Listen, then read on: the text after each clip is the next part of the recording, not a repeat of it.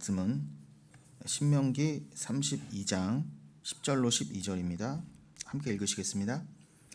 여호와께서 그를 황무지에서 짐승이 부르짖는 광야에서 만나시고 여호위하시며 보호하시며 자기의 눈동자같이 지키셨도다. 마치 독수리가 자기의 보금자리를 어지럽게 하며 자기의 새끼 위에 너풀거리며 그의 날개를 펴서 새끼를 받으며 그의 날개 위에 그것을 엎는 것 같이 여호와께서 홀로 그를 인도하셨고 그와 함께 한 다른 신이 없었도다. 아멘. 네, 우리가 지난 시간에 신명기 10장 15절로 19절을 본문 삼아 봤었죠. 그리고 오늘은 이제 신명기 32장인데 그 신명기 10장 그 19절 우리가 나눴던 본문의 마지막 부분이 어떤 말씀이었죠? 나그네를 사랑하라는 말씀이었죠. 그래서 18절로 19절을 다시 읽어드리면 고아와 과부를 위하여 정의를 행하시며 나그네를 사랑하여 그에게 떡과 옷을 주시나니 너희는 나그네를 사랑하라. 전에 너희도 애굽 땅에서 나그네 되었음이니라 라고 말씀하셨습니다.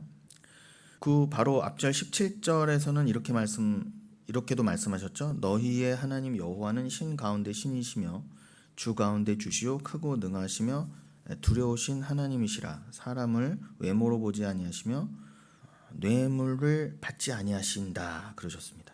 이 말씀들이 다 마치 오늘 본문인 그 신명기 32장 10절로 12절과 매우 유사하지 않습니까? 특별히 신명기 10장 17절에서는 하나님은 신 가운데 신이시다, 주 가운데 주시다 그랬습니다. 오늘 그 본문인 신명기서 32장 12절에서는 여호와께서 홀로 그를 인도하셨고, 즉 이스라엘 인도하셨고 이스라엘과 함께 한 다른 신이 없었도다 그러지 않았습니까? 그러니 하나님 외에는 다른 신이 없었다. 특별히 어떤 신이 없었다고요?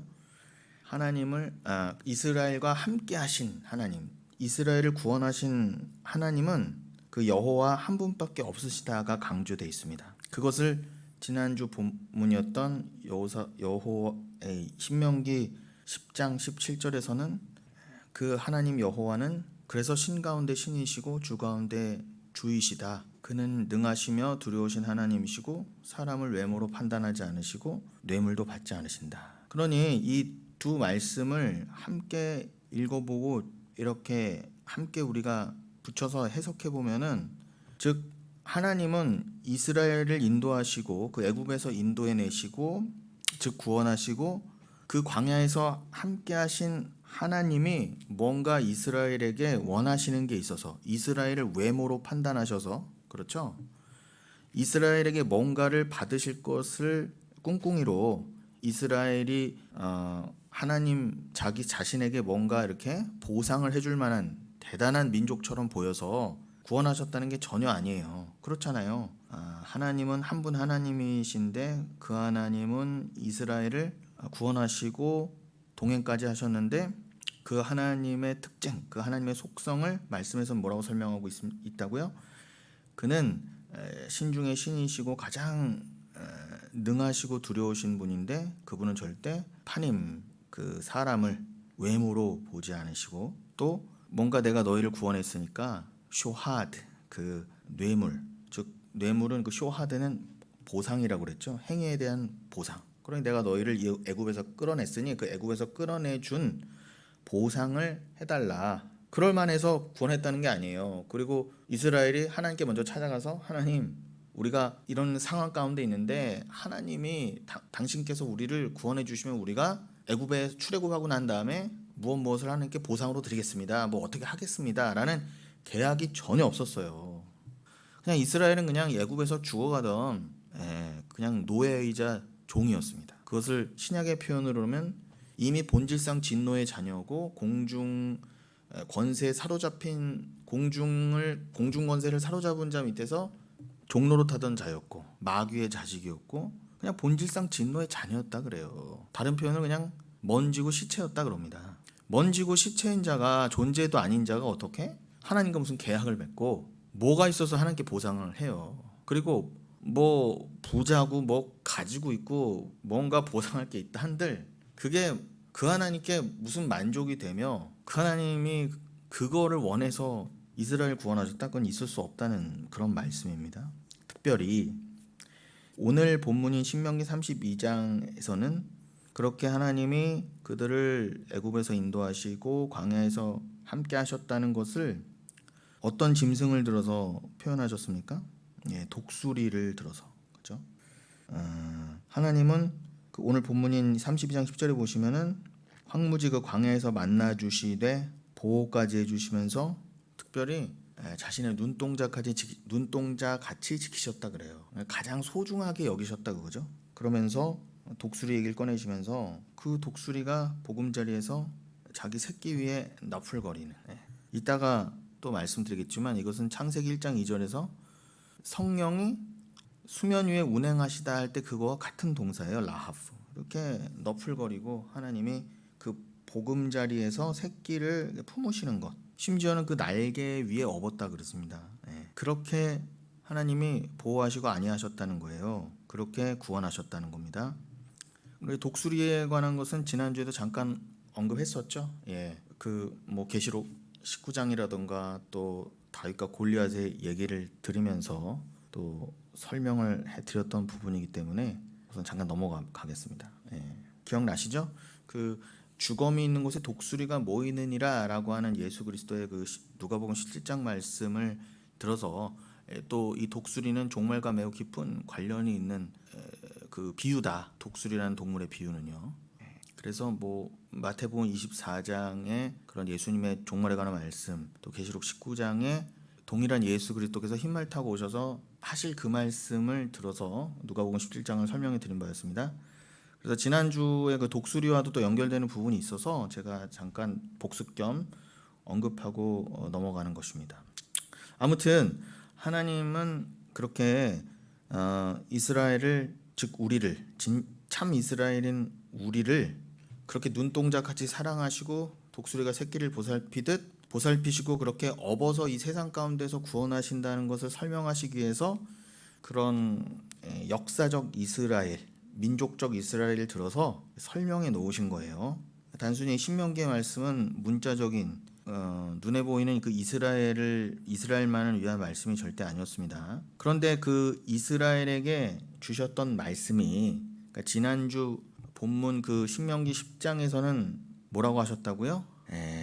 그 사람을 외모로 판단하지 않으시고 뇌물을, 보상을 원하시지 않는 그 하나님이시니까 나도 너희에게서 어떠한 보상이나 대가 없이 너희를 구원해 준 것처럼 너희도 당연히 그렇게 구원을 받은 너희도 어떻게 하라고요?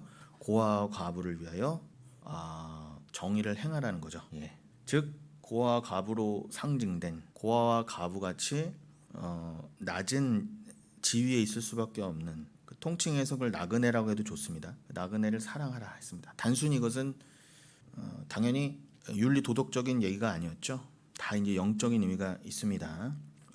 죄인의 특징이 뭐예요? 죄인은 그 로마서 7장에서도 말씀하시지만 그 죄라는 것이 사람을 죽이는 죄가 됐을 때, 그 로마서 7장을 잘 읽어야 되는데 사람을 죽이는 죄가 됐을 때 그것은 오히려 그 죄는 그 죄인을 살리는 죄라고 그랬습니다. 무슨 말이냐? 죄가 죄로 드러나고 죄가 심히 죄 되게 하신다 그랬어요. 하나님께서는요. 그런데 그 죄는 택하신 백성을 죽인다 그랬어요. 거기서 죽인다가 어떤 의미요? 단순히 지옥 보내는 그런 죽임이 아니라, 그러니까 그냥 성경을 한국어로 막 읽어서는 안 되는 것이 이 원어에서 어떤 죽음으로 쓰였는지를 알아야 이 성경을 문맥을 잘 살려서 읽을 수 있고, 그래야 어떤 오해 없이 내지는 오류 없이 읽을 수가 있는 거 아니겠습니까? 요즘 주일 설교 때도 누누이 강조했지만 우리나라 성경에서는 다 그냥 죽다가 그냥 다 죽다로 해놨지만 성경에서는 분명히 그 지옥 가는 완전한 저주의 죽음을 상징하는 그냥 네크로스, 즉 영적으로 말하면 하나님을 알지 못하여서 그냥 이 땅에 시체처럼 살다가 영원히 죽을 수밖에 없는 그 죽음을, 그 허무한 죽음, 네크로스의 죽음을 한다면, 하나님이 택하여서 이 땅에서 반드시 자기 부인으로 죽여내신 죽음이 있으니 그것을 정령 살리시기 위해서 죽이시는 그 죽음이요, 예수 그리스도가 부활하시기 위해서 십자가에 죽으실 수밖에 없었던 그 죽음을 상징하는 따나토스라는 죽음이 있다고 그랬잖아요. 그러면 그 로마서 7장에서 말하는 제가 지금 그 죄가 더욱 죄 역할을 하여서, 죄가 심히 죄로 드러나서 하나님이 택하신 백성들을 하나님이 원하시는 의로운 죽음으로 이끌어가는 그 역할의 죄를, 그 역할로서 죄를 깨닫는 자들이 있다는 거예요. 그러한 자들은 이 땅에서 그리스도와 함께 십자가에 못 박히고 자기를 죽여가는 그 죽음에 동참하게 되기 때문에 하나님께서 반드시 살려내신다예요. 부활로 살려내신다. 그러니 부활로 살려내시기 위해서, 즉 천국 백성 삼으시기 위해서 이 땅에서 반드시 거쳐야 하는 예수 그리스도의 그 죽음이 있으니, 동참해야 될 그 죽음이 있으니 그것을 따나토스, 자기 부인의 그 죽음이라고 하거든요. 그러니까 죄는 아주 극소수이지만 하나님이 택한 자들에게는 그를 결국은 이 땅에서 옛사람을 죽여내서 하나님이 원하시는 그 의로운 죽음으로 이끌어가는 그 죽음이, 그 죄가 그런 죽음으로 결론되도록, 죄가 역할하도록 선택된 백성이 있다는 거예요.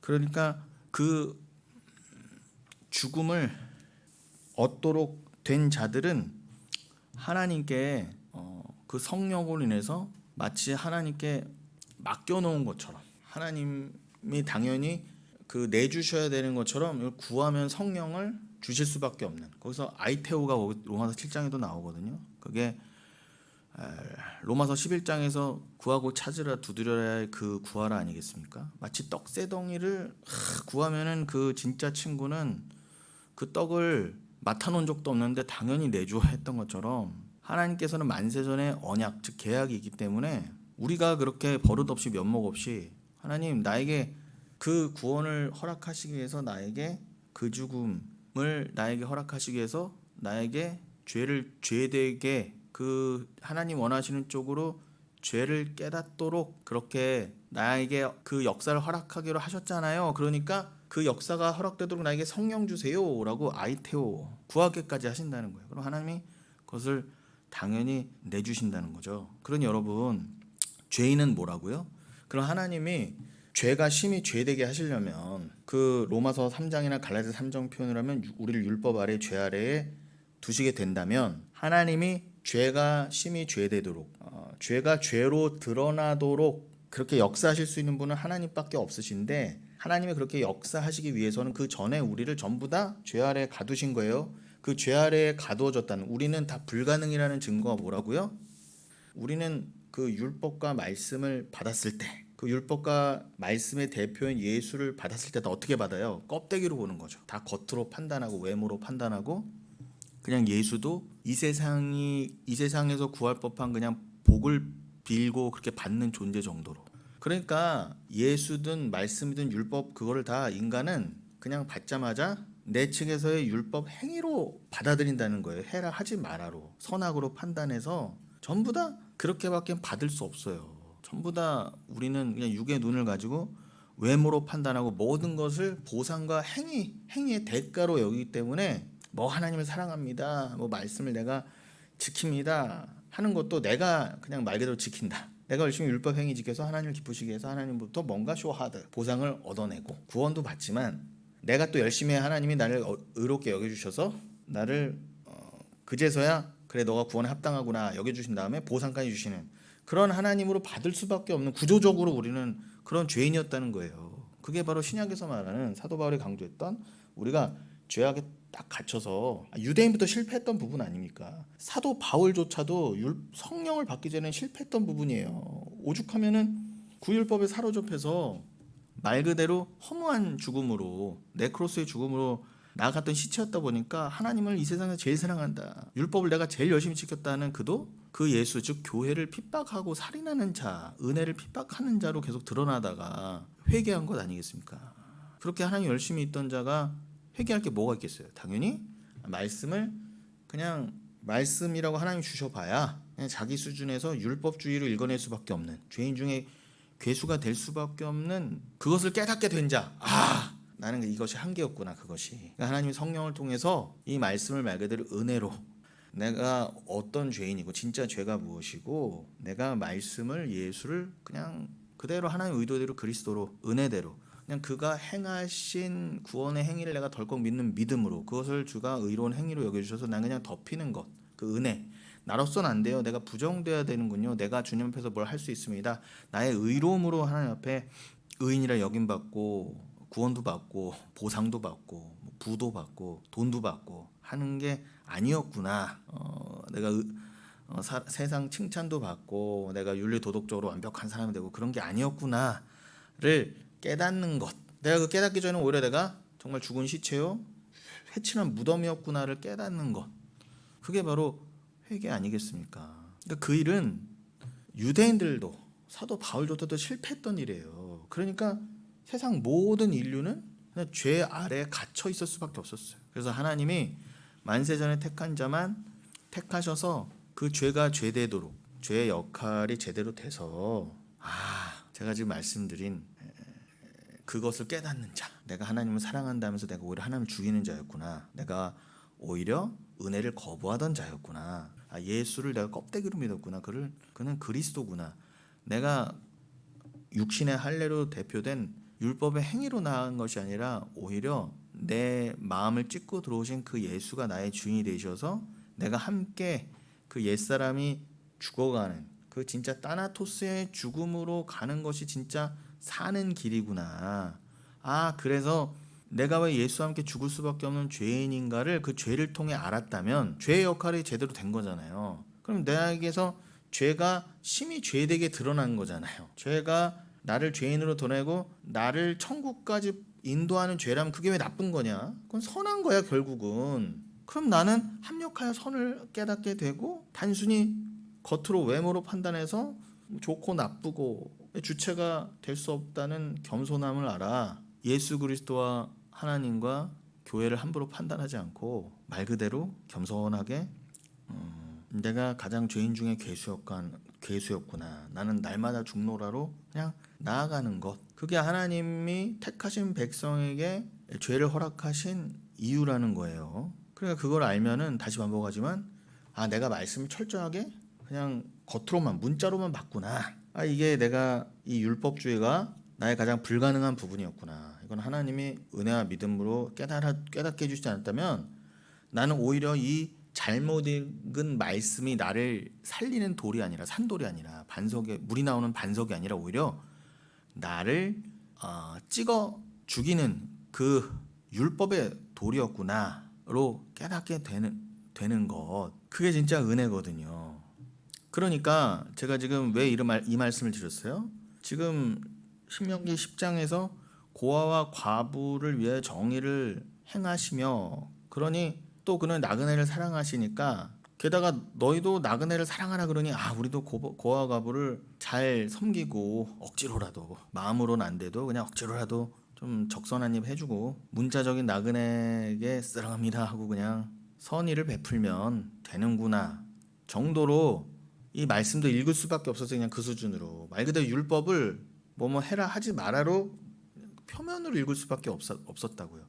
그게 제가 지금 구구절절 말씀대로 그게 그냥 죄인이라는 증거였어요. 말씀을 받고도 오히려 더 큰 죄 가운데 죽을 수밖에 없었던, 오히려 말씀을 아예 모르고 아예 안 태어났으면 괜찮은데 아예 말씀을 몰랐으면 차라리 나은데, 말씀을 안다, 심지어는 나는 목사다, 전도사다, 나는 말씀을 가르치고 전하는 자다, 이게 이 사람이 오히려 가장 불가능한 자가 되어갔던 거라니까요. 차라리 여러분 무신론자나 뭐 다른 종교를 믿는 자나 불가지론자가 차라리 예수 믿기 편해요. 근데 제일 예수 전하기 어렵고 예수를 믿기 어려운 종류가 누구냐? 가장 그 예수님 시대 바리새인 같은 유대인들처럼 지금도 내가 말씀을 가르쳐요. 나 하나님 알아요. 말씀 알아요. 심지어 나 하나님 사랑해요. 나 말씀도 잘 지켜요. 나 뭐도 하고 있고요. 뭐도 잘하고요. 나 뭐 금식 기도 잘하고 있고요. 나 뭐 선행도 잘하고요. 전도도 잘하고요. 결국은 자기로 가득 차 있는 사람이 가장 회개하기 어렵고 가장 예수 믿고 천국 가기가 어렵다 이 말입니다. 제 말은요. 왜냐면 그 사람들이 말씀을 아예 모르면 괜찮은데 나는 뭐 신명기도 알아요 못 알아 하면서 줄줄 외는데 결국 이것을 그저 아주 뭐 가난한 해석 정도도 안 돼요. 아주 그렇게 읽으면은 하나님의 가장 원하시지 않는 모습으로 그냥 말씀을 읽고 넘어가요. 심지어 그걸 가르친다니까요. 야, 고아 과부를 사랑하라. 나그네를 사랑하라. 사랑합시다. 그게 다예요. 하자. 우리가 뭐뭐 하자로 끝나면 그건 다 이미 틀린 해석이란 말입니다. 틀린 정도가 아니에요. 나도 죽고 너도 죽는 거예요. 근데 이게 아주 중요한 부분이기 때문에 제가 오늘도 강조한 것입니다. 여러분, 그러나 그 죄의 죄됨을 정확히 깨달아서 은혜를 안 자는요, 이 모든 말씀이 하나님 의도대로 다시 보이게 됐어요. 그 문자의 표면층에서 표층을 뚫고 들어가서 그 하나님의 의도대로 예수대로 읽을 수밖에 없거든요. 읽을 수밖에 없게 됩니다. 물론 정제된 언어로 뭐 설교를 하고 글을 쓰는 건 또 다른 차원의 얘기지만 기본적으로 뭐 그게 설교자가 됐던 누가 됐던 공통적으로 진짜 성령을 받게 된 자는요, 이 말씀을 그냥 이렇게 표면으로 읽고 넘어가지지 않아요. 그게 그냥 다 예수로 보이게 돼 있어요. 은혜로요. 내가 절대 할 수 없는 일을 그래 내가 진짜 고하고 가분하고 나그네인데 하늘에 그 예수가 참 진리의 나그네가 되어서 나에게 오신 그 주, 그가 하늘에서 내려오셨은 나그네 아닙니까? 그 참 나그네를 배우기 위해서 나도 나그네 만들어 주시고 나라는 나그네를 찾아와 주신 고아 가부를 찾아오신 그 주. 그래서 내가 누구를 감히 사랑할 수도 없어요. 난 사랑을 몰라요. 아하브, 그 아하브가 이제 헬라어에서는 아가페 아닙니까? 아가파오, 사랑하다. 그거는 신적인 사랑이에요. 내가 사사로이 만들어낼 수 없는 그 사랑이라니까요. 그냥 그 사랑은 그냥 주님이 주셔야 돼요. 그래서 그냥 그 사랑을 그냥 통로가 되어 흘려 보내는 자, 즉 진리를 그냥 전하는 자, 그게 진짜 나그네를 사랑함이에요. 주와 함께 나그네 되어 그냥 사랑을 입어야 되는 자. 내가 누군가를 진정 사랑할 수도 없지만 내 것을 다 털어서 사랑한들 그를 천국 보낼 수는 없잖아요. 그러나 내가 인간적인 사랑은 부족할지라도 주께 받은 진짜 사랑을 흘려보내서 그 고아와 과부와 나그네에게 주어야 될 눈에 보이는 물과 떡이 상징하는 바 진짜 생수, 영원히 목마르지 않고 영원히 배고프지 않은 그 양식을 주는 자, 그게 진짜 선한 행위를 하는 거잖아요. 그러한 과정 중에 내 것을 털어 뭐 진짜 내 재산을 털어 줄 수도 있는 것이지만 그것은 본질이 아니다. 근데 진짜 그런 것들은 내 수준이 안 돼서 좀 약할지 모르지만 반드시 전해줘야 될 것이 있으니 그것이 바로 진짜 선행, 진짜 양식을 주는 것. 근데 내가 예수로부터 받아야 주죠. 받아서 있어야. 그러니까 나부터가 일단 받아야 된다. 내 스스로는 자체 생산할 수 없다. 주가 끊임없이 공급해 주시고 그리고 갈급하지 않고 영원히 그것이 충만한 상태로 있는 천국을 소망하고 믿게 되잖아요. 그게 어떤 가운데요? 갈급한 가운데. 이미 내 안에서 주가 계시어 공급해 주시지만 아직은 이 땅에서 저주의 세상에서 이 저주의 육체를 입고 있기 때문에 수시로 목마르고 갈급한 나를 보면서 오호라 나는 공고한 자로다를 보면서 영원히 목마르지 않고 1분 1초도 성령 충만하지 않은 때가 없는 그냥 하나님과 하나 된 그 온전한 연합의 영원한 상태를 내가 갈구하게 되잖아요. 그게 심령의 가난함 아닙니까? 그게 진짜 복이라는 거예요. 성경에서는 그게 복이다. 그 자체가. 그리고 그걸 구하는 자세 자체가 온유합니다. 그러면은 그렇지. 내가 믿는다 하면서도 하나님이 공급해 주지 않으면 이렇게 갈급한 거구나. 그러니 나는 주님이 조금이라도 이렇게 오늘 신명기 32장의 표현을 하면 주님이 나를 한순간도 눈동자처럼 지켜보시면서 나를 품으시지 않으면은 나는 그냥 껍데기요. 그냥 마른 시체요. 아무것도 아니구나. 계속 배워가시라는 거예요. 왜요? 우리는 주의 사랑과 힘으로 주의 능력으로 뭐 전하고 산다 하면서도 수시로 으쓱하고 자기가 생기고 내가 마치 사는 것처럼 내가 마치 뭘 한 것처럼 수시로 그 자리로 떨어지거든요. 그럼 수시로 깨지면서 늘 계속 갈급하시라는 거예요. 계속 겸손케 하심이에요. 그럼 겸손한 가운데는 내가 뭘 했다 한들 순간적으로 우쭐할 수 있어도 금방 그래 내가 한 게 아니지. 내가 진짜 고아 과부 나그네에게 내 것을 털 열어주면서 예수까지 전해도 전혀 으스대거나 자랑하지 않은 그 길로 간다니까요. 그러니 내가 목사다, 예수 믿는다, 나는 큰 교회 한다 하면서 나는 뭣도 했습니다. 특히 연말에 뭐 방송까지 내보내가면서 대문짝만하게 사진까지 찍어가면서 방송에 내보내고 뭐에 내보내고 아주 잊을만 하면은 다시 편집해갖고 재방송에 재재방송까지 재탕에 재재탕까지 하는 그 뭐 하는 거예요? 그런 인간들, 이제 그런 집단은 오히려 그런 게 보일수록 되어질수록 호통치고 맞고 부끄러워하고 수치로 여겨야죠.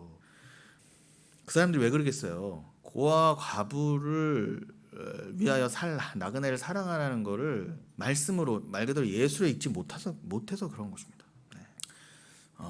우리는 이게 설교자든 설교자가 아니든 이거를 기본적으로 누구나 일단은 어떤 말씀을 읽어도 이것을 그 표면 아래 감추어진 예수로 읽어질 수밖에 없다고 그랬습니다. 이것은 뭐 누가 시켜서가 아니라 그냥 자동적으로 이렇게 전환되도록 주님이 이미 우리 안에 새로운 가치관과 새로운 그 말씀을 보는 작동 방식, 세계관을 주셨단 말이에요. 그게 바로 성령 아닙니까? 여러분, 인간은요 말이고 세계관이에요. 그 사람이 말하는 걸 보면 알 수 있어요. 그래서 성령은 우리의 생각, 마음, 즉 말을 바꿔주신다는 거예요. 그 말은 세계관을 바꿔주신다는 거죠. 그럼 여러분, 그렇게 바뀐 말과 세계관이 우리 겁니까?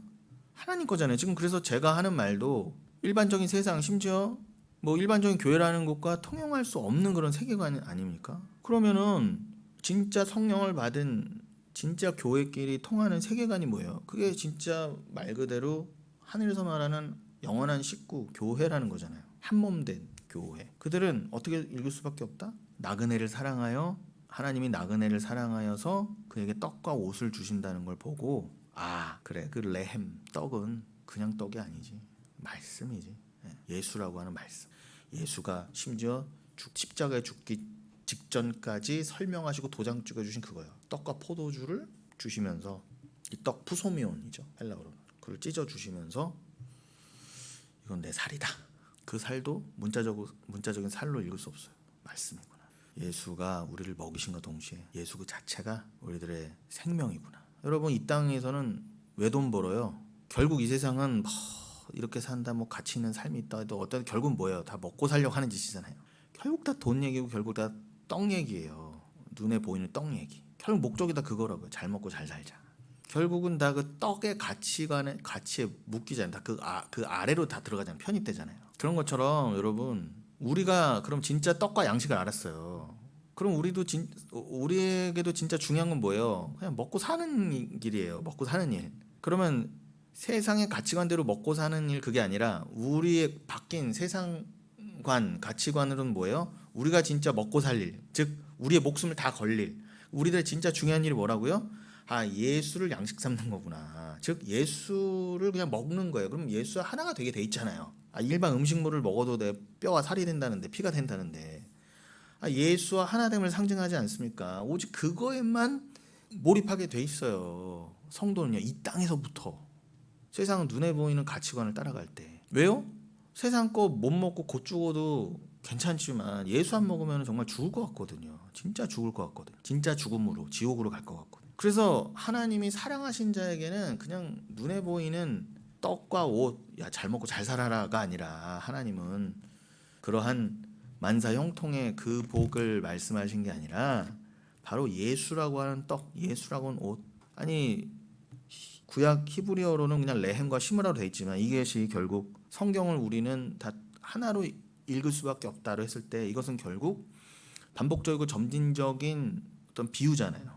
그 계시의 표현, 옷과 떡, 이것은 계속 발전해서 계속 나오는 얘기인데 점점 이것이 확장돼서 결국 예수라고 하는 떡과 예수라고 하는 옷으로 결론 지어지잖아요. 이 떡은 지금 말씀드린 것처럼 십자가 돌아가시기 직전에 예수님의 그 성만찬에서 확증된 것처럼, 옷은요, 예수가 십자가에서 발가벗겨 주신 그 수치, 우리가 저 모습, 저것을 가릴 옷. 예수님도 그 돌아가시기 직전까지도 비유로서 말씀하신 그 의로운 옷이요, 하나님의 아들의, 그 왕의 아들의 잔치에 들어가기 위해서 반드시 입어야 될 그 예복. 결국 끝까지 성경도 떡과 옷 얘기였잖아요. 특별히 옷은 어떻게 해요? 창세기에서 아담과 하와가 발가벗겨졌어요. 그럼 계시록에서는요. 결국 흰 옷을 다 입게 되잖아요. 그 흰 옷은 피로 빤 옷이라 그러잖아요. 예수의 피로 빤. 그 옷 자체가 예수다 그러잖아요. 심지어는 그 세마포 옷을 예수도 입고 계신다 그러잖아요. 말씀과 예수는 하나예요. 그 옷은 말씀을 상징하는데 말씀이 곧 예수니까. 근데 그 동일한 핏반 옷을 그냥 덜커덕 우리에게도 입혀주신다 그러잖아요. 예수와 동일하게 동일한 옷을. 그래서 출애굽기에서도 율법을 하사받기 전에 너희를 옷 빨아라 그러셨던 거였고, 옷이 중요한 메타포로서 중간중간에 그렇게 역할을 했던 것입니다. 그러면은 이 하나님께서 나그네를 사랑하시는 증거로서 떡과 옷을 주신다가 그냥 읽힐 수 없어요. 문자로. 그럼 그냥 읽을 수 없는 우리는 어떻게 돼요? 하나님이 우리를 사랑하셔서 떡과 옷을 주시니 우리도 하나님 사랑 이웃 사랑이라면서요. 하나님의 사랑을 받아 떡과 옷을 받았고, 우리는 하나님을 사랑하니 또 떡과 옷으로만 만족해요. 진짜 떡과 진짜 옷으로. 그것으로 하나님 사랑을 깨달으니까 하나님 이걸로 충분해요. 그럼 하나님은 뭘 바라시는 게 아니라 뭘 다시 달라는 게 아니라 네가 그걸 알았어? 네가 진짜 떡과 옷으로 만족하는구나. 아멘 하면 그냥 하나님은 그걸로 영광 받으시는 거예요. 그럼 그게 하나님 사랑이라니까요.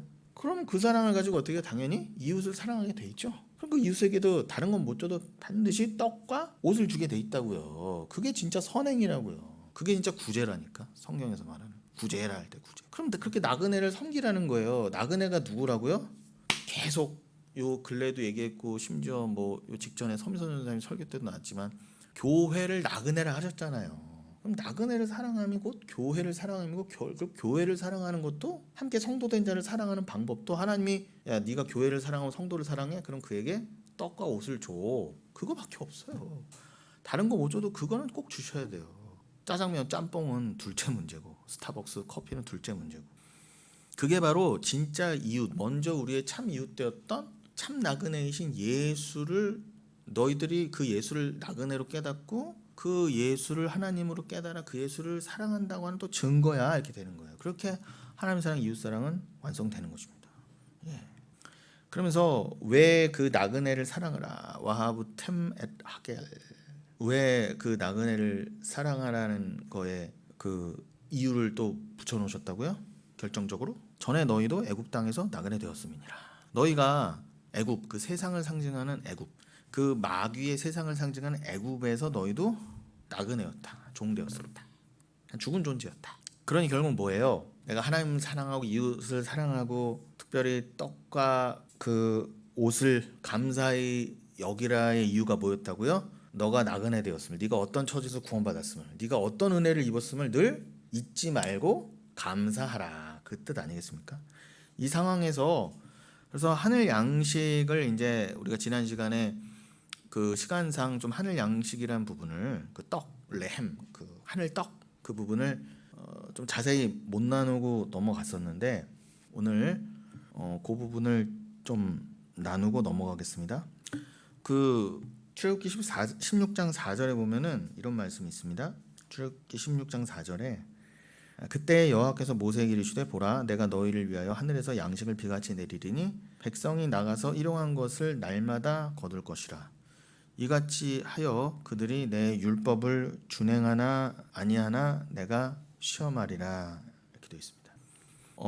하나님께서 처음 그 이스라엘 백성에게 만나를 허락하실 때 그 말씀입니다. 근데 거기서 보라 내가 너희를 위하여 하늘에서 양식을 비같이 내린다 하셨어요. 그러니까 우리는 비를 보면서 만나를 사실 꼭 깨달아야 돼요. 그 하늘에서 양식을, 이 부분이 레헴민 핫사마임이라고 되어 있어요. 그도 그렇게 여러분, 핫사마임 하면 거기에 물이 있다는 뜻이라고 그랬죠. 그 하늘들은 거기에 물이 있다라는 뜻을 그 하늘들이라고 표현했단 말이에요. 히브리어는 핫사마임.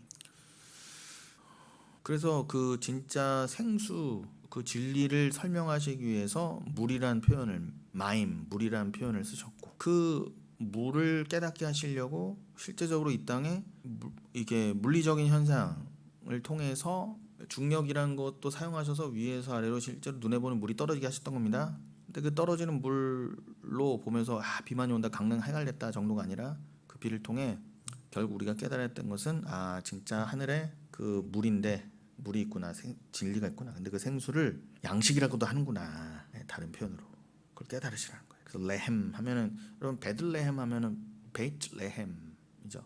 떡의 집, 빵의 집이라는 건데 예수님이 거기서 태어나셨다는 것도 의미심장합니다. 그 레헴 민 한사마임, 내가 하늘에서 그 양식을 비같이 내리겠다. 근데 왜 내리신다고요? 그들이 내 율법을 준행하나 아니하나 내가 시험하리라. 이게 이유였어요. 하늘에서 비같이 레헴을 내려주신 이유가. 그러니까 여러분, 이거는 단순히 우리들이 먹고 마시는 문제가 아니었어요. 이미 이스라엘 때부터, 광야 때부터. 그것은 하나님의 시험거리, 즉 구별하시기 위함이었어요. 판단하시기 위함. 이미 알고 다 아시고 판단하심이지만 하나님이 정말 공적으로 다 드러내시려고 어떻게 해요? 다 이스라엘에게 만나를 주신 거예요.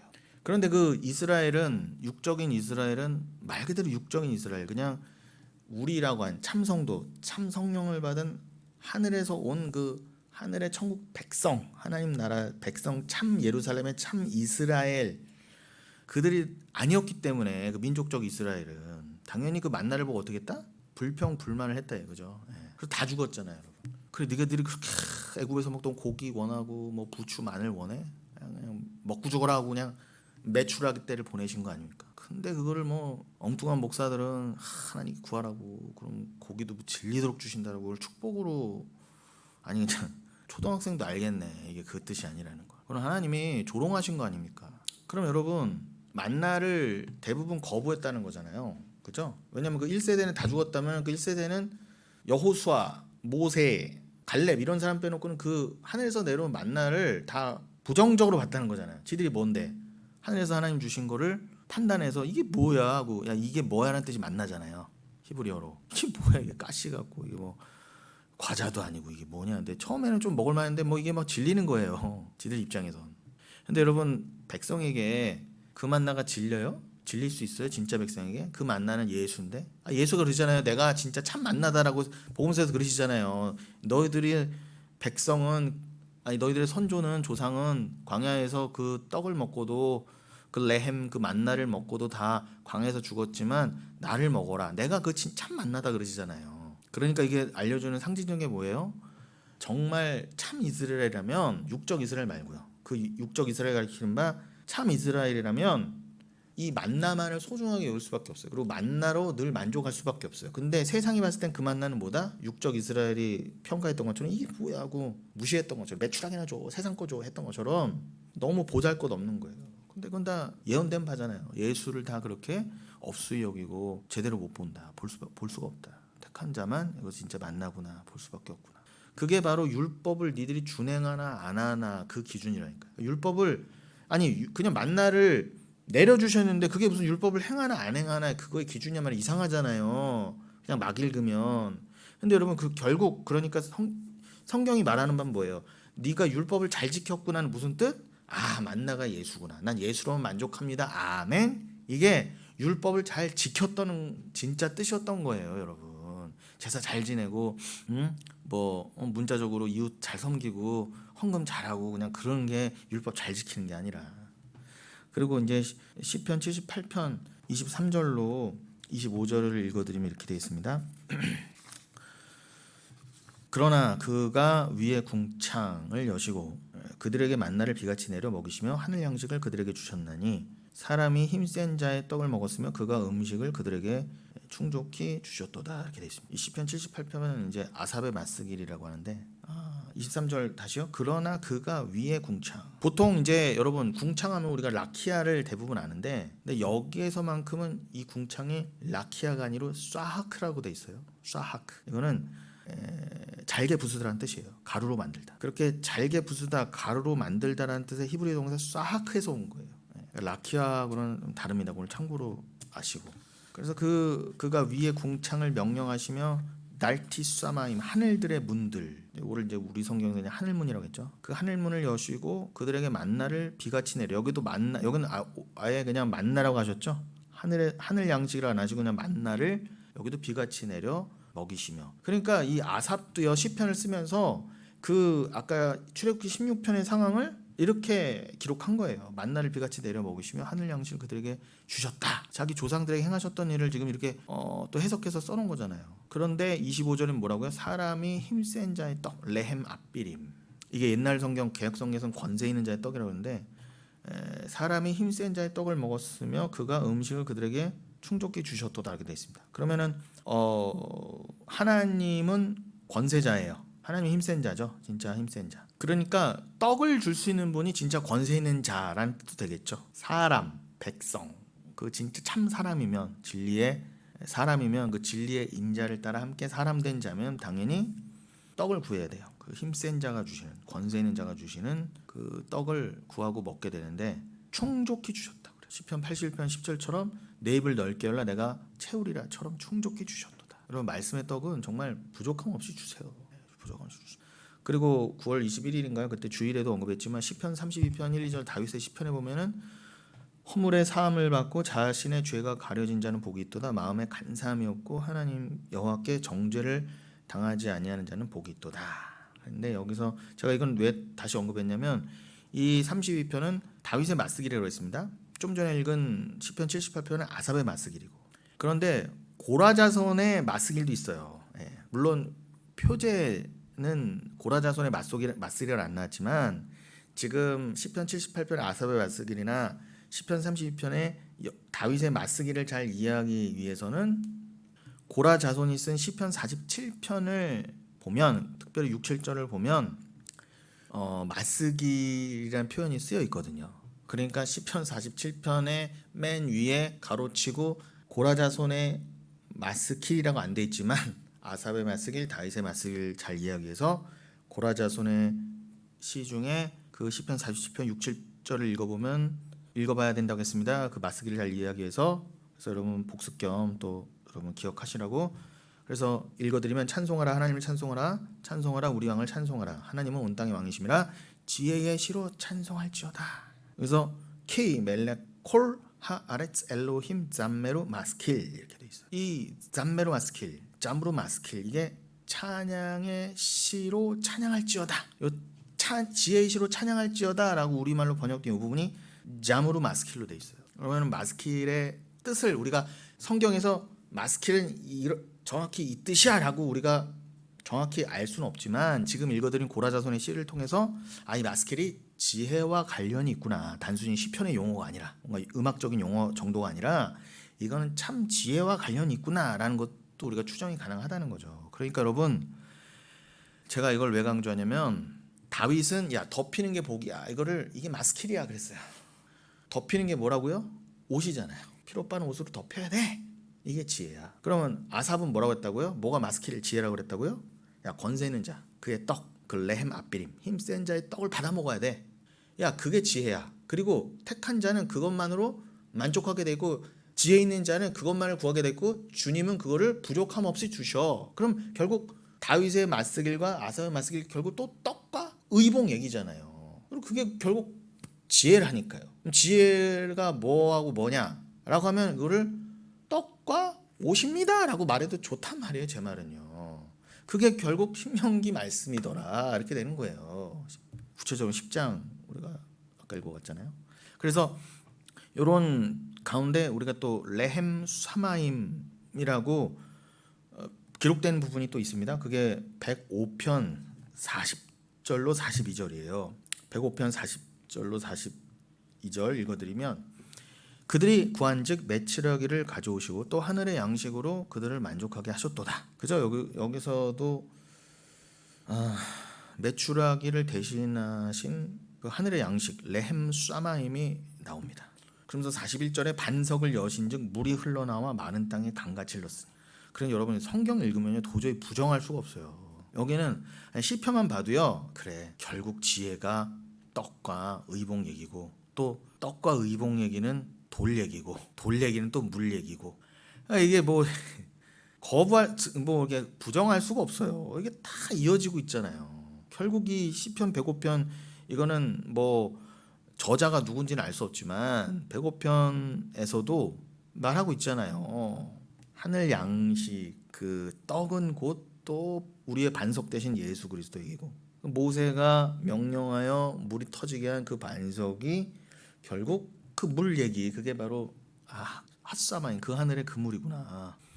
그래서 사도 바울도 고린도전서 10장에서 그러잖아요. 출애굽의 그 홍해를 건너는 것도 그게 우리가 주 안에서 받은 세례를 말하고, 야 모세가 명령하여 반석에서 물이 나오겠으니 반석이 바로 그리스도라고 도장 찍어주잖아요, 사도 바울이요. 신구약을 읽으면 부정할 수 없어요.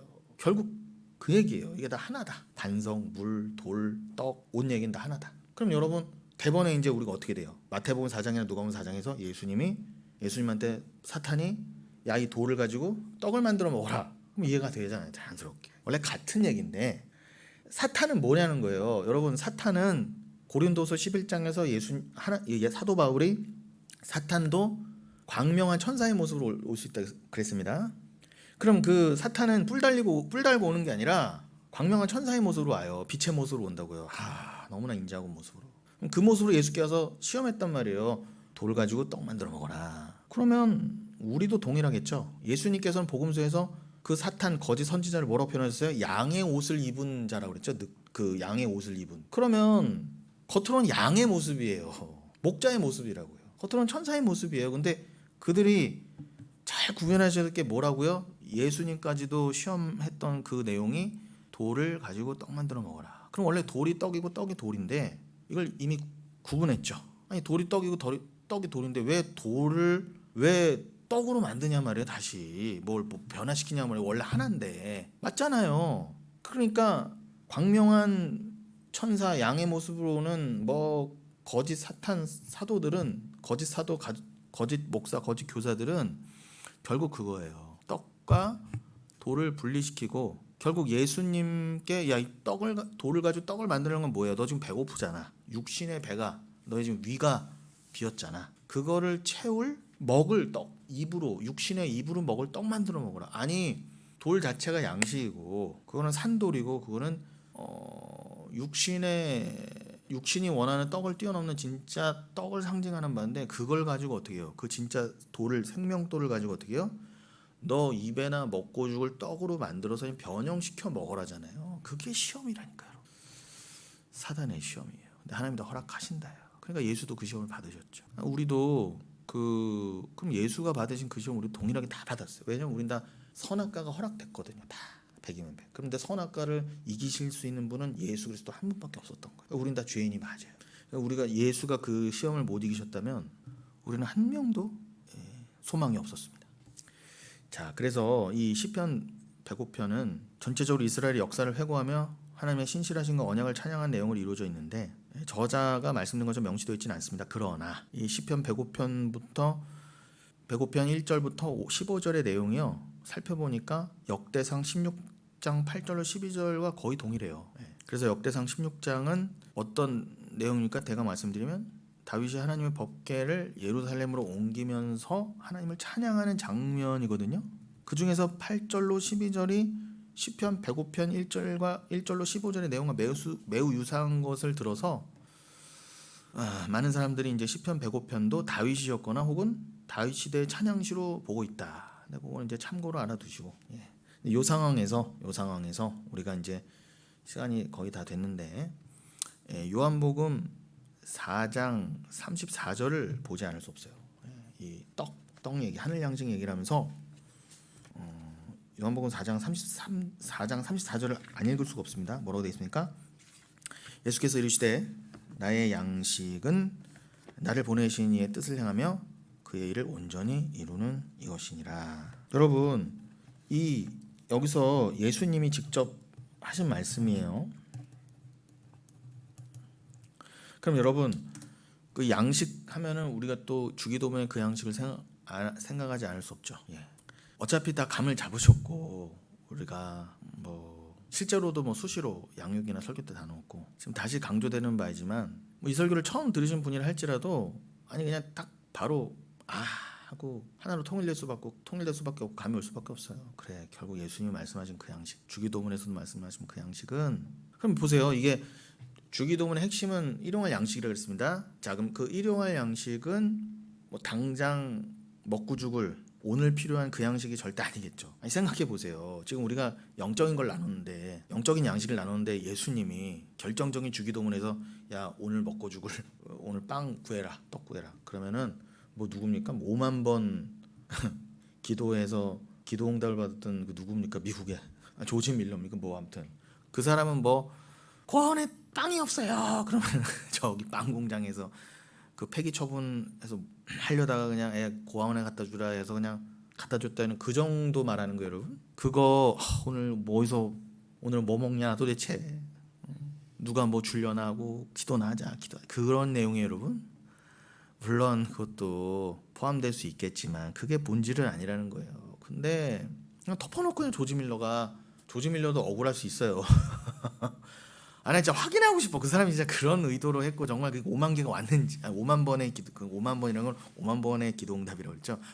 빵을 몇 개를 구했는데 좀 왔는지 그거는 그 사람한테 물어볼 일이에요, 여러분. 그리고 그 사람 억울할 수 있어요. 진짜 그분은 뭐 저는 그거는 꼭 못 먹어도 예수 그리스도라는 참 양식만을 구했고 난 주기도문을 압니다라고 말할지 누가 알아요. 근데 왜 자꾸 그걸 왜곡시켜 갖고 아니 상식적으로도 예수님이 지금 사단의 시험까지도 받으시면서 야 단순히 그 떡은 우리가 먹고 죽을 그 떡이 아니야라고 했는데 오늘 너희들이 먹을 것이 없느냐 기도해라. 그러면은 아니 그럼 주님도 너무하시지. 그렇게 그날 기도해야 그날 주셔야 하는 그런 주님도 어디서 겨우 구해오시나 보죠. 능력이 안 돼서 뭐 열흘치 뭐 한 달치 1년치는 주실 수도 없어서 매일매일 구해라. 내가 어디서 매일매일 어디서 삥땅 쳐와서라도 너희들 줄게 뭐 이런 거겠어요? 아니잖아요, 여러분. 그 알토스 그 일용할 양식은 그걸 잘 파자하면은 아람어까지 동원해서 잘 연구해 보면은 그건 내일의 양식이라고 돼 있어요. 내일의 양식. 그 내일은 단순히 문자적인 내일이 아니라 그 미래는 다가올 미래 정도가 아니라 우리에게 이미 주어진 미래. 그래서 당겨서 믿고 있는 그 미래, 참 미래. 그냥 과거, 현재, 미래라고 표현할 수 없는 어쩔 수 없이 미래라고 표현하지만 임이라고 표현될 수밖에 없는 그 묵시, 그 하늘에서 영원의 삶. 그걸 위한 양식을 구하라 했어요. 단순히 이 땅에서의 양식 구하라가 아니라 보이는 떡 구하라가 아니라 그 양식을 기준으로 주기도문이 이렇게 착착착 쌓여 있다고 그랬잖아요. 샌드위치처럼. 그럼 레위기 말씀에서 뭐라고요? 레위기 24장에서 제사장들이 안식일마다 떡을 갈았다고 그랬잖아요. 그 떡이요, 그 떡.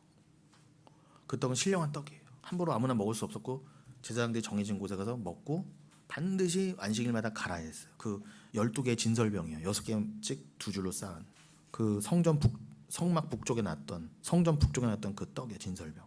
항상 진설돼 있어야 돼서 진설병입니다. 그럼 뭐예요? 그 떡이 갈리면서 새로운 안식이 열리는 거예요. 그 말은 떡이 없이는 안식이 안 열린다는 거예요. 이 땅에서 성막과 성전에서는 7일마다 그게 갈려야 됐지만 눈에 보이는 떡은 그것이 가리키는 바 예수가 내가 참떡이라 했으니까 그 예수라고 하는 떡은 영단번의 제물로서 십자가에 드려졌죠. 그 떡은 딱 한 번 드려지는 거 하나님께. 그리고 영원한 양식이 딱 한 번의 제사로 영원한 안식이 열리는 겁니다. 그거를 상징하기 위해서 너희들은 안식일 때마다 배우고 깨달아라라는 의미로 제사장을 통해서 떡을 갈게 하신 거예요. 그럼 진짜 대제사장인 예수가 자기라고 한 떡을 가지고 하나님 앞에 드림으로 진설됨으로 그 떡으로 안식이 열린다. 그러면 그 떡 가지고 들어가는 거랑 똑같잖아요. 천국은 그 떡 없으면 안 되잖아요. 왜요? 천국에서는 이 땅에서도 매일 우리가 삼시세끼 먹어야 되는 것처럼 거기서도 우리를 영원히 만족할 양식이 있어야 된다. 그 뜻 아닙니까? 고린도전서 15장 너희가 이 육신 이 흙으로 빚어진 육신을 보면서 내가 뭔가를 입고 있구나, 육을 입고 있구나를 통해 하늘에서 나도 뭔가 형상을 입어야 되는구나를 깨달으라고 한 것처럼 그럼 여러분들은 이 육의 형상을 입은 것처럼 하늘에서 반드시 형상이 있게 돼 있다. 그 형상이 뭐예요? 옷, 예수 아닙니까?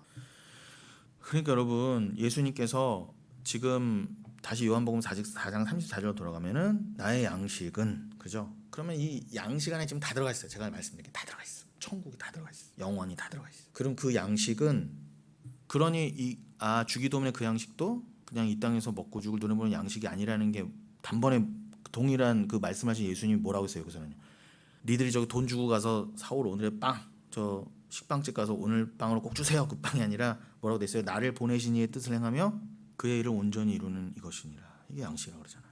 하나님께 영광되는 삶. 즉 하나님이 예수를 보내신 뜻이 뭐예요? 십자가잖아요. 너 죽어라. 자기 부인. 그것이 하나님 뜻이에요. 하나님께 온전히 순종. 그리고 그걸 사랑으로 깨닫고 그 사랑으로 영원히 사는 삶. 그게 하나님의 뜻 아닙니까? 예수가 확증하고 보이신 그것을 너희가 깨닫고 그 삶을 소망하며 그 삶으로 지어져 가다가 그 삶으로 완성되라. 요게 여러분의 양식이라니까요. 이건 말씀이잖아요. 다른 거 없다니까요. 그럼 여러분 오늘 마지막으로 우리가 다음 시간에 또 오늘 본문인 이 신명기 32장을 한 번 더 나누고 마칠 텐데 오늘은 그러한 이제 맥락 가운데 2시간에 걸쳐서 하는 중에 지금 레헴 이 떡을 오늘은 작은 주제로서는 마무리하는 시점에서 요한복음 4장을 연 김에 요한복음 6장 27절로 69절을 읽고 마치겠습니다. 또 언제 우리가 읽어보겠습니다. 좀 길죠. 그러나 읽어야 돼요. 읽고 마치겠습니다. 27절로 69절 여러분 좀 길기 때문에 잘 집중해서 읽어주시기 바랍니다. 제가 읽어갈게요. 그럼 지금 꼭 시간상은 아니지만 그냥 일단 쭉 읽는 중에 그리고 제가 왜 이렇게 긴 거를 읽기로 했을까? 그럼 여러분이 읽는 중에 이미 오늘 우리가 나눈 내용들이 연상되면서 충분히 예수님의 이 말씀이 바로 그런 뜻이었구나. 더 깨달으시라고, 더 기쁨을 얻으시라고. 동시에 오늘 나눈 말씀이 증거되는 차원에서 또 결론 삼아 도장을 찍으며 읽는다는 그런 뜻입니다. 자, 27절부터 가볼까요? 썩을 양식을 위하여 일하지 말고 영생하도록 있는 양식을 위하여 하라. 이 양식은 인자가 너희에게 주리니 인자는 아버지 하나님께서 인치신 자니라. 그들이 묻되 우리가 어떻게 하여야 하나님의 일을 하오리까? 지금 예수님의 양식에 대한 말씀, 천국에 대한 말씀을 자꾸 다 유대인들이 오해하는 거예요. 지금 그 대조 가운데 있습니다. 전혀 동화되지 않는 그 일치될 수 없는 세계관이 지금 대립하고 있는 거예요. 성령을 받지 않고 심지어 이때 당시엔 제자들도 이해 못하고 있습니다. 그냥 육에 갇힌 자들이 계속 예수 그리스도의 그 하늘에 관한 말씀, 진짜 양식에 관한 말씀, 진짜 떡 그 말씀과 천국과 영생과 묵시와 은혜에 관한 말씀을 전혀 이해 못하는. 그래서 유대인들도 실패한 그 부분. 그래서 우린 죄인이구나. 우리도 그런 죄인이었구나를 여러분 절절히 깨달으시라는 거예요. 근데 어떻게 여러분들은 예수 그리스도의 그 말씀을 찰떡같이 이렇게 알아듣게 되었는가? 감사하시며 읽으시라는 거예요. 자, 그 양식에 대한 영생하도록 있는 그 양식을 위해서 일하라. 너희들 썩을 양식 눈에 보이는 거 먹고 죽을 그거를 일하지 말아라. 야, 하늘에서는 만나 눈에 보이는 건 만나조차도 니들 조상이 먹고 죽었다. 그러시면 썩을 양식을 위해 일하지 말라. 그 일 얘기를 하시니까 또 이 에르곤 일을 행위로 그냥 문자적인 행위로 오해해서 그래요? 그러면은 그럼 무슨 일을 어떻게 우리가 하나님 일을 하오리까? 이런 식으로 또 엉뚱한 오해로 파생되는 걸 여러분들이 지금 28절로 읽으신 거예요.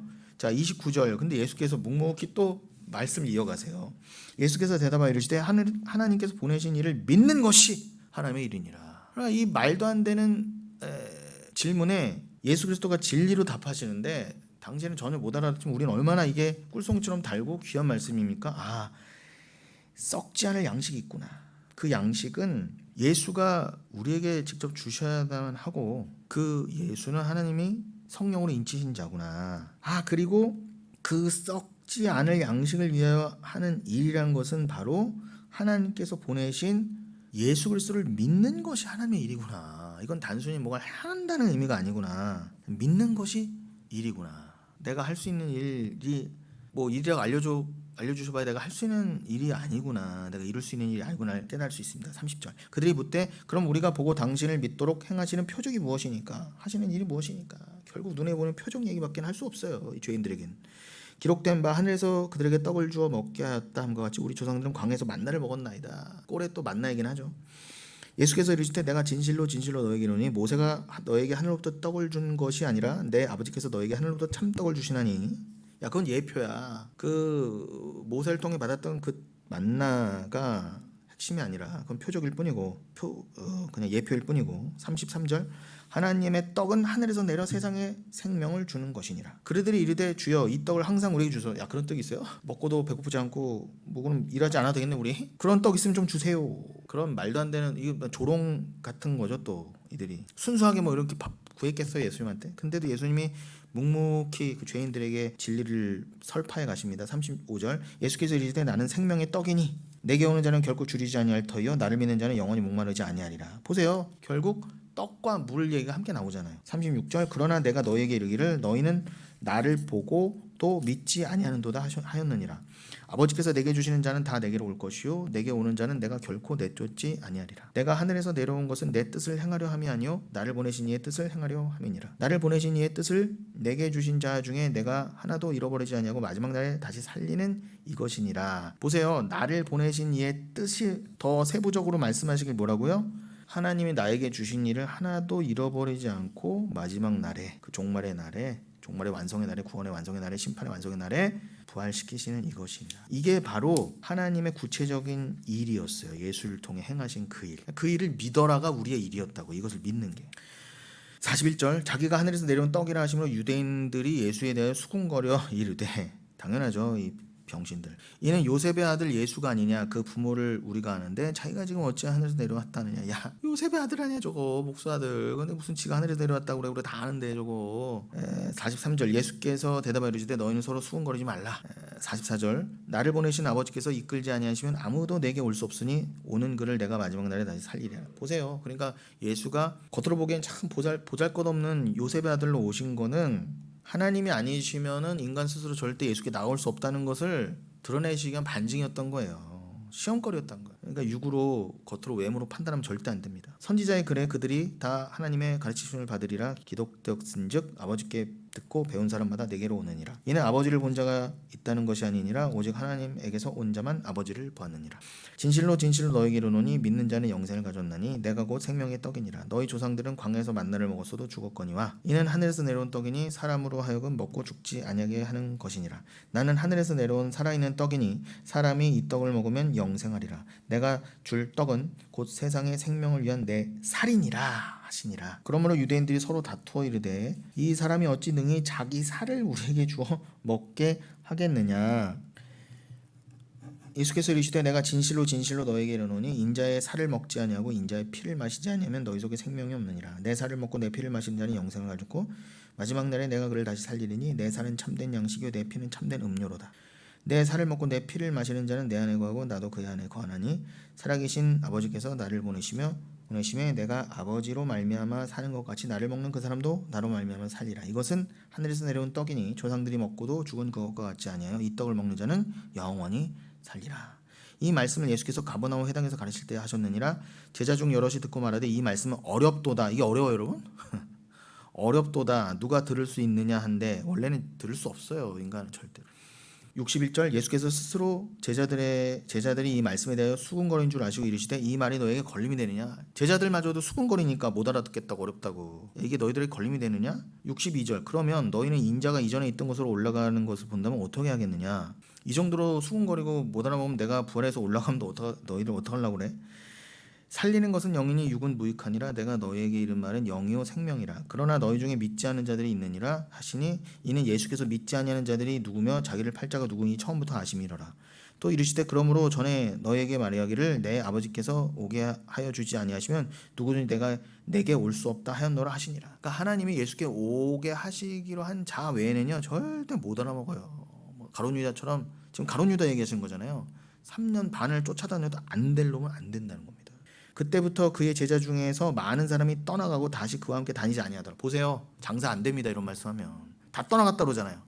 교적카드 다 써놨는데 A 성도로 다 도장 찍어놨는데 대부분이 다 도망갔어요. 12제자 빼놓고. 그 12제자 중에서도 가룟 유다는 배신한다는 겁니다. 근데 예수님은 전혀 상관하지 않으셨어요. 예수께서 12제자에게 이르시되 너희도 가르느냐? 너희들 갈래? 상관없지만. 근데 언약이 있기 때문에 12제자는 교회를 상징하잖아요. 하나님이 내게 주신 자는 아무리 말씀이 어렵고 뭐 어쩌고 저쩌고 수군거리고 세상 사람 다 떠나가도 안 갈 놈은 또 안 가게 돼 있습니다. 시몬 베드로가 대답하여 이르되 주여 영생의 말씀이 주께 있사오니 우리가 누구에게로 가오리까. 우리가 주는 하나님의 거룩하신 자인 줄 믿고 알았사옵나이다. 여러분 이 고백 아무것도 모르는 12제자들도 이 고백을 드리게 됐어요. 이 고백을 드리게 하신 분은 하나님이신 줄 믿습니다. 여러분 오늘 말씀으로 또 위로 얻으시고 진짜 양식으로 이 떡으로 위로 받으시는 또 여러분 되시길 바라겠습니다.